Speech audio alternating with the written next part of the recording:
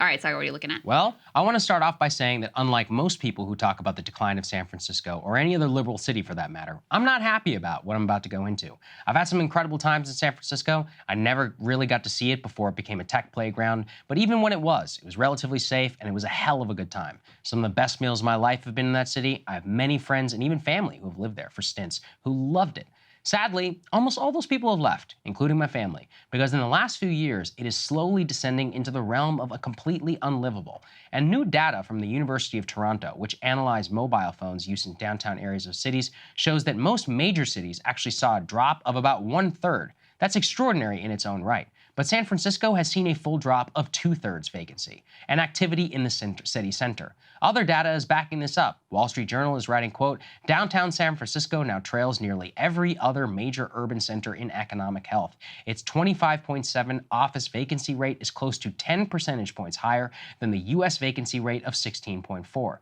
That is particularly a problem because San Francisco's funding model is largely based on that of other cities like New York. They levy the vast majority of taxes on the super rich and the commercial sector to pay for city services. Downtown San Francisco accounts for nearly 75% of the entire GDP of the city, showing that hits like office vacancy leave them especially vulnerable. And the reason workers are fleeing is really not complicated, as pretty much everyone has seen from news reports in the last few years.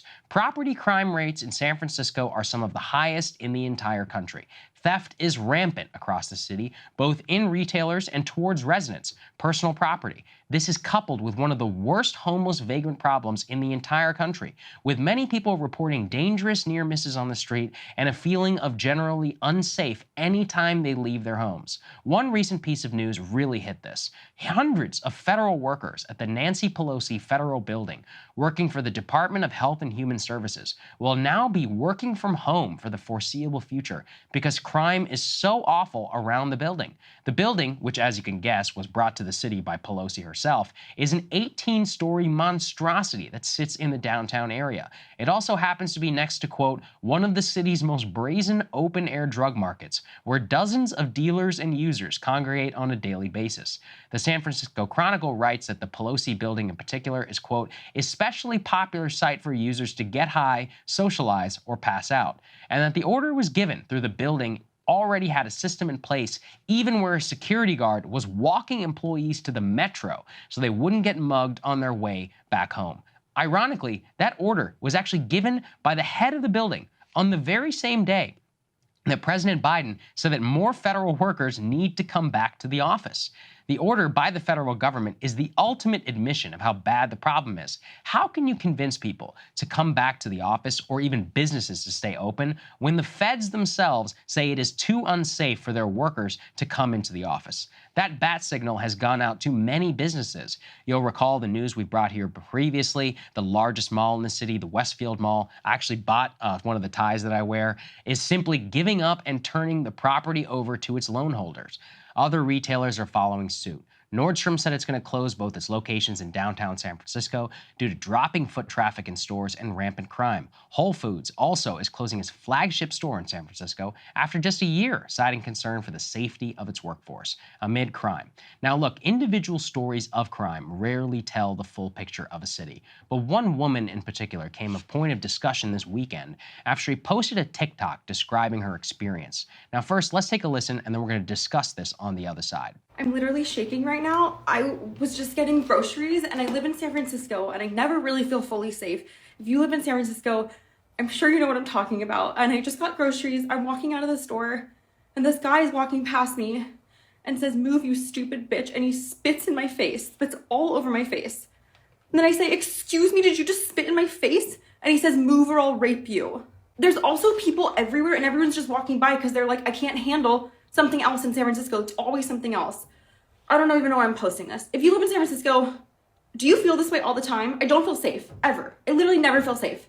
It's better when it's daylight. But nighttime, no, not leaving my house. She's distraught. And unfortunately, the response to the video, largely from the right, actually really annoyed me. Almost immediately, people dug up her account history to say, oh, well, she votes blue no matter who, or she supported defund the police. All of that can be true. But over and over again, I'm noticing a trend where anytime something bad happens in a blue or a liberal city, the overwhelming response is a smug, well, you shouldn't have voted that way. And look, I don't even disagree on policy implications, but I do want to flip it around a bit. Scorning people who are distraught and who are having a problem and reacting to the terrible conditions in their lives is just as bad when the right does it as when the left does it. Remember the whole learn to code movement when left-wing intellectuals told coal miners they should learn computer skills to grapple with unemployment and their way of life being completely destroyed? And in fact, the scorn and the lack of empathy that people often feel when liberals find themselves in big trouble is basically the same as when elite leftists have the what's the matter with Kansas hypothesis.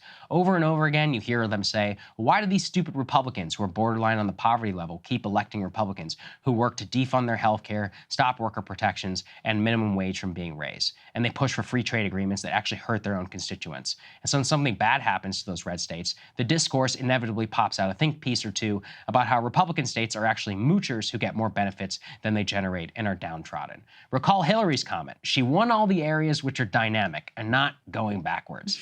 I just want to end on that note. Scorning people for living in awful conditions and being unsafe because of the way they voted, that is the road to hell. And we will never fix anything if that's the attitude. Because trust me, they got plenty of ammunition side on there too, should something bad ever happen to you. So there's no point to this monologue. I just saw that video. There's a lot of point to it. Yeah, maybe. There's I'm just like, multiple points to just it. be nice. Like, why are we dunking on people whenever they're, getting spit in your face is a terrible situation. I would not wish that. My sister used to live in San Francisco. She used to deal with drug addicts all the time. She ended up having to move for crime. But guess what? My sister's a huge lib. I mean, should we be dunking on her for the politics or whatever? It's not about that. It's just like, hey, all right, we hear you. Like, this is bad. Let's just start from that premise. Well, let me also say, there was a lot of focus on Chesa Boudin, who was like the reform prosecutor locally, who was recalled by a 10-point margin and replaced with this tough on crime lady. Crime is up. He actually secured more convictions and the crime rate was lower. So the fixes are not as straightforward as people would sometimes like to portray them to be. So let me say that. Let me also echo your point. It's actually very politically formative for me when I lived in Kentucky, state with a lot of people that I care a lot about. And, they were going through, there was just a rash of, right to work legislation is being passed and pensions were being attacked and all this stuff was happening. And I would get this same feedback from liberals of like, screw those people, they voted wrong, they deserve what they get. Yeah. And that was shocking. It really was shocking to me. Like, we really live in a country where we pick and choose who we decide to have empathy for based on how they voted or what they posted on TikTok or what is insane. It's completely insane to me, and it's 100% the road to hell.